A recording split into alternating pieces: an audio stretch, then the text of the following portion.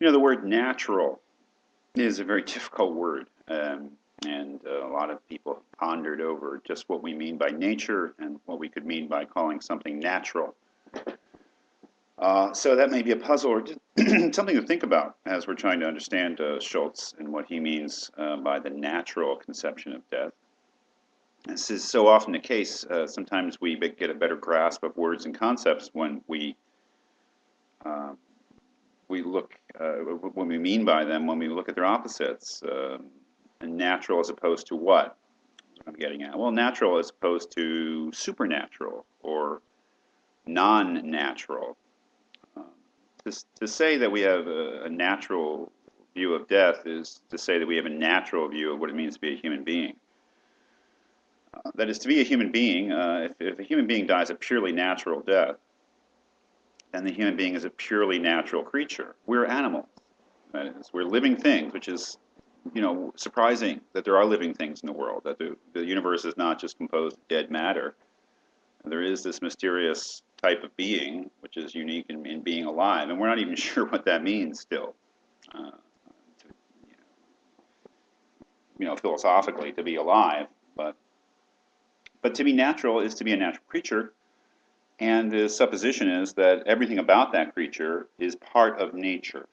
That is, there is no part of you uh, or me that is not studyable by the methods of natural science, physics, biology, chemistry, etc.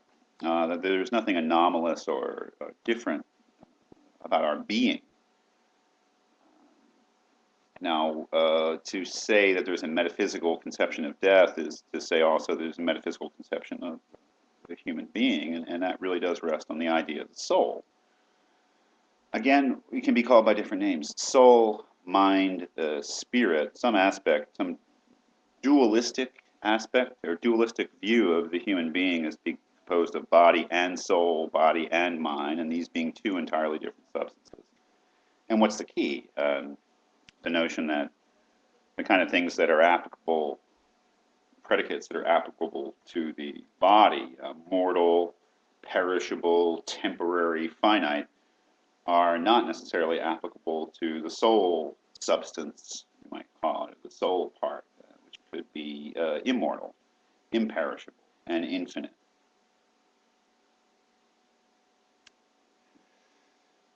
So I think what he's getting at in the second section is that as that conception of the human being, as this dualistic conception of the human being dies off, so to speak, so does the classical metaphysical supernatural conception of death as a supernatural occurrence because there's something supernatural about us, this soul that cannot be studied or cannot be perceived through the methods of science.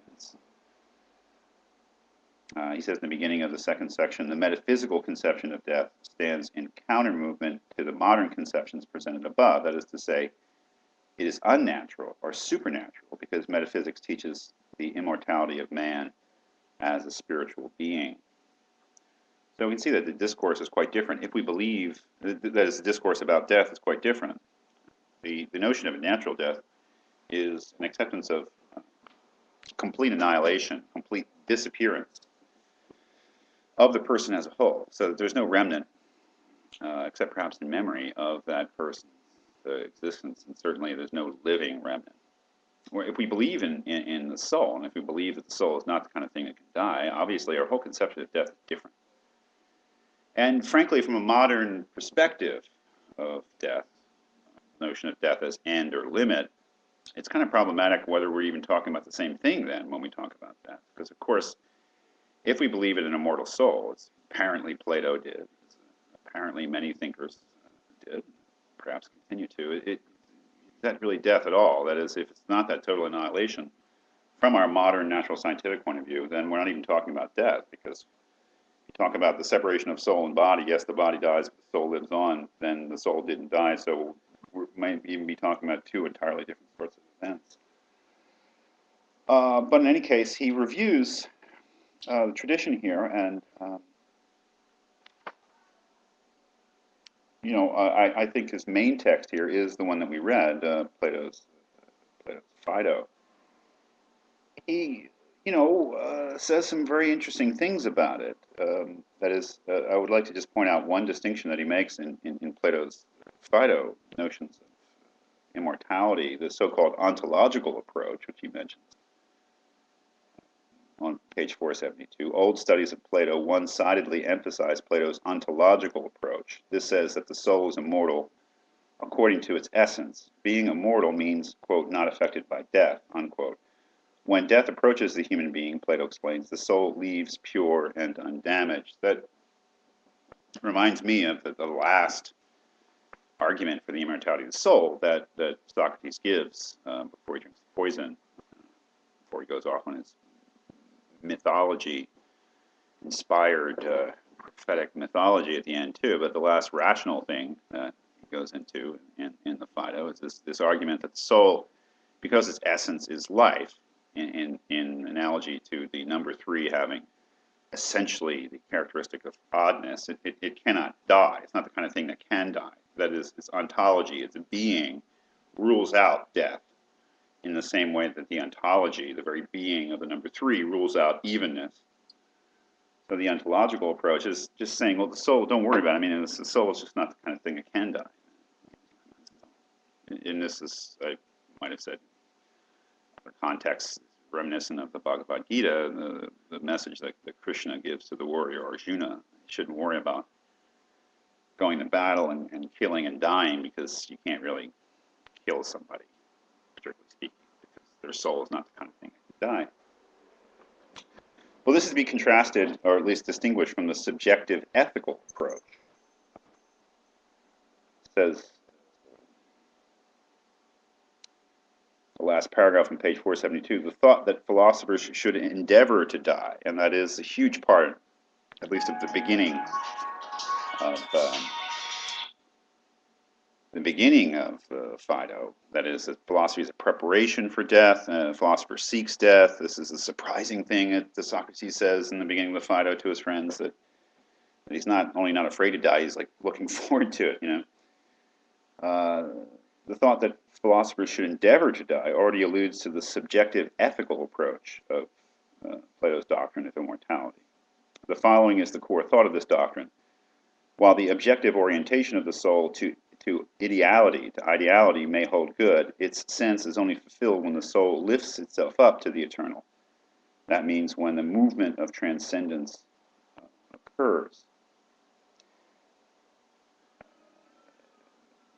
He says that only when the soul does not observe entities with the body, rather through itself, does it assimilate itself to what is ideal. There is a sense, of course, then also that the subjective ethical approach, I think, is the idea that it's a movement, an act of will. It's something that needs to be achieved, immortality. This notion that, yes, the soul is distinct from the body, but the soul can be weighed down by the body, by ignorance, by the desires, by the senses.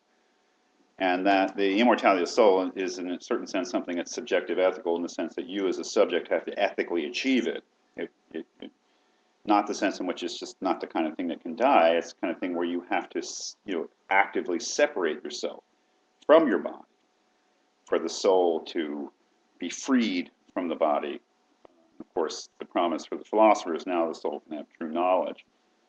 So on the one hand, in Plato, we have the ontological idea, which is pure and simple, that the soul is not the kind of thing that can ever die. On the other hand, we have the subjective ethical approach, where the human being has to aspire to, in a certain sense, the immortality of the soul. That is, something has to be achieved through one's life, and separating oneself from the desires, from the senses, from the ignorance of thinking that material things are the only thing real. Very, very important part of Plato, and frankly, very, very important part of many religions. Again, Hinduism being one of them, that notion that you have to free yourself from your attachment to material things. And this notion, there is a tension here that he points out in the classical notion of immortality, because, of course, especially in the Christian view, post-Plato, post-Platonic view, and we saw this very strongly in Landsberg, who also discussed Plato and also discussed the Phaedo, is that in the Christian view, pure immortality, pure and simple, is not enough. That it has to be the survival of the person, and what is the survival of what is the unique individual personality that is important. This may be the explanation of why Schulz refers to the levity, the lightness of Plato's treatment of the immortality of, or the personal survival of the individual. The individual just wasn't that important. What was important was that it, in a sense, the soul, it was immortal, it was eternal, it lived on, not that you or I, or specific he or she lived on, which of course is very important in Christian tradition, and there is really a dynamite quote from Leibniz on page 473 that expresses just that idea that we don't want to merge into the one man. I mean, that's not enough. We want to retain our individuality in the afterlife. That would seem to be the only way that it would be worthwhile as something to aspire to. It was a continuation of what we recognized as us as individuals.